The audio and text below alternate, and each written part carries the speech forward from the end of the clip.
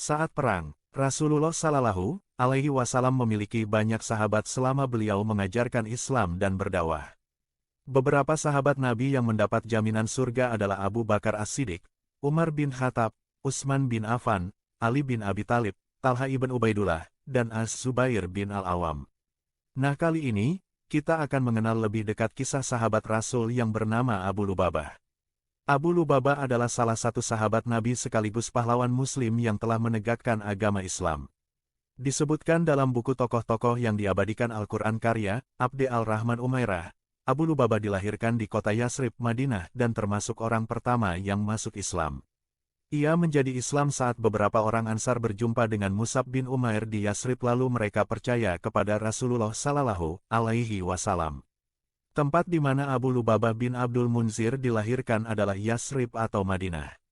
Madinah dikenal sebagai daerah yang memiliki cukup banyak mata air dan ditumbuhi pepohonan dan tumbuh-tumbuhan yang subur. Selain dikenal sebagai daerah yang subur, Madinah juga dikenal dengan penduduk kotanya yang baik terhadap sesama, berbudi luhur, santun, dan pemaaf. Abu Lubabah juga merupakan sosok yang memiliki sifat-sifat baik tadi.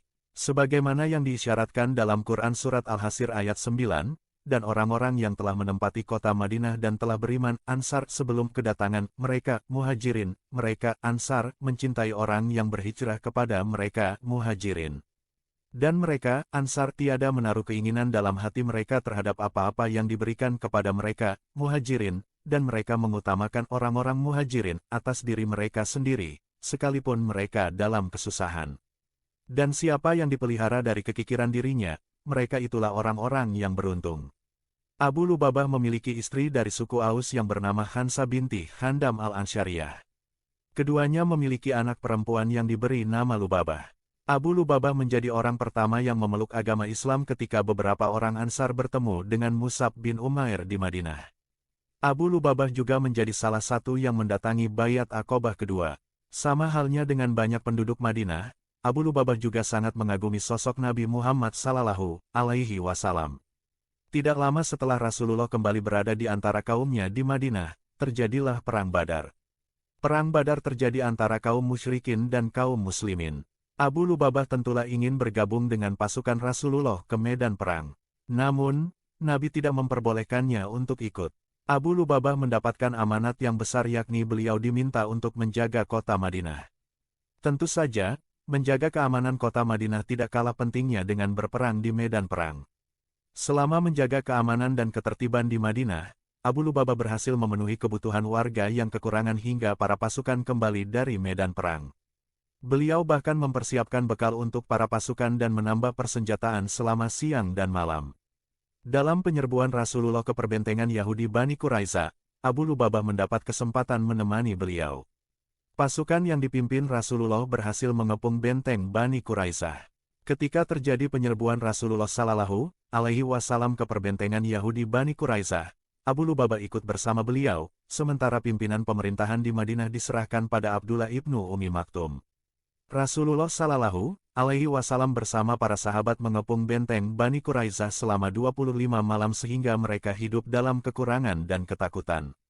Namun, Bani Quraisyah tetap tidak mau meninggalkan hukum Taurat dan meminta Abu Lubabah dikirimkan kepada mereka untuk dimintai pendapatnya sebab mereka adalah sekutu golongan Al-Aus seperti istri Abu Lubabah. Kesalahan dan taubatnya Abu Lubabah. Kisah sahabat Rasul ini berlanjut saat seorang utusan meminta kepada Rasulullah agar Abu Lubabah bin Munzir bisa pergi menemui mereka. Sebelumnya Rasulullah meminta pendapat agar yang memberi keputusan adalah Sa'ad bin Mu'az, tapi saat mereka melihat Abu Lubabah datang, para anak-anak dan istri-istri menangis meraung-raung memohon belas kasihan. Perundingan tersebut dilakukan sebab Bani Quraisyah telah mengkhianati perjanjian sebelumnya dan membuat kesepakatan jahat untuk mencelakai umat Islam. Maka dari itu, Rasulullah Shallallahu Alaihi Wasallam memerintahkan Abu Lubabah untuk mendatangi Bani Quraisyah sebagai wakil beliau untuk berunding. Pada saat Abu Lubabah tiba, semua laki-laki yang berada di sana segera bangun dan berdiri, sedangkan para perempuan dan anak-anak datang kepadanya dalam keadaan sedih sembari menangis. Melihat situasi itu, Abu Lubabah menjadi lembut hatinya. Lalu, mereka bertanya kepada Abu Lubabah, "Wahai Abu Lubabah, apakah sekiranya kami patut mengikuti hukum Nabi Muhammad Sallallahu Alaihi Wasallam?" Pada dasarnya pengepungan ini bisa saja berlangsung selama berbulan-bulan karena benteng Bani Quraidah sangat kokoh dan mereka mempunyai persediaan air dan makanan yang cukup sedangkan pasukan Islam dalam kondisi kelelahan pasca Perang Khandaq. Rasulullah sendiri sudah memutuskan hukuman yang setimpal kepada Bani Quraidah karena pengkhianatan mereka yang hendak menyediakan jalur belakang kepada pasukan kafir Quraisy dan sekutunya untuk membinasakan seluruh penduduk Madinah. Seyogianya informasi hukuman berupa eksekusi tersebut disembunyikan supaya Bani Quraidah menyerah lebih cepat dan pengepungan bisa segera selesai. Sayangnya informasi ini dibocorkan oleh Abu Lubabah dengan memberikan isyarat tangan menunjuk leher penggal.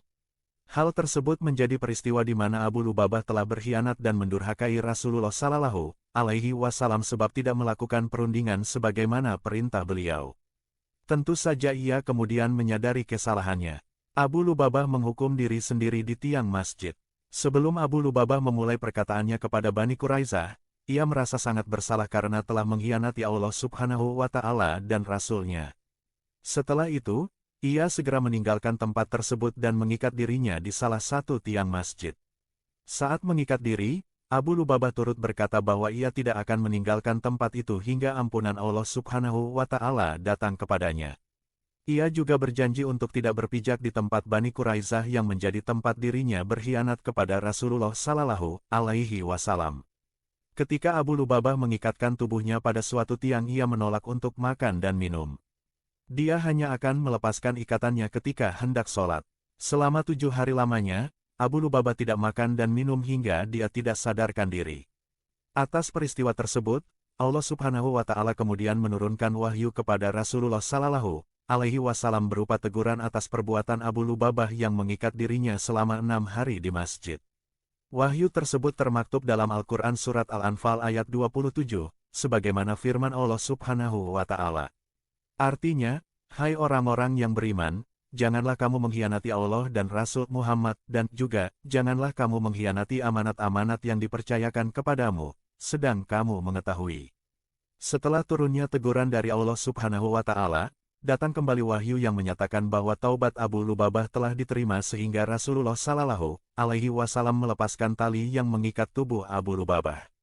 Wahyu tersebut adalah surat At-Taubah ayat 102, Allah Subhanahu wa Ta'ala berfirman. Artinya, dan ada pula orang-orang lain yang mengakui dosa-dosa mereka mencampur baurkan pekerjaan yang baik dengan pekerjaan lain yang buruk. Mudah-mudahan Allah menerima taubat mereka. Sesungguhnya Allah Maha Pengampun lagi Maha Penyayang. Saat sahabat Rasulullah mengabarkan bahwa taubatnya diterima, Abu Lubabah menolak melepaskan dirinya. Tidak, aku tidak akan membuka ikatanku sebelum Rasulullah datang membukanya, tegasnya. Tidak lama setelah itu, Rasulullah datang dan membawa berita tentang diterima taubatnya.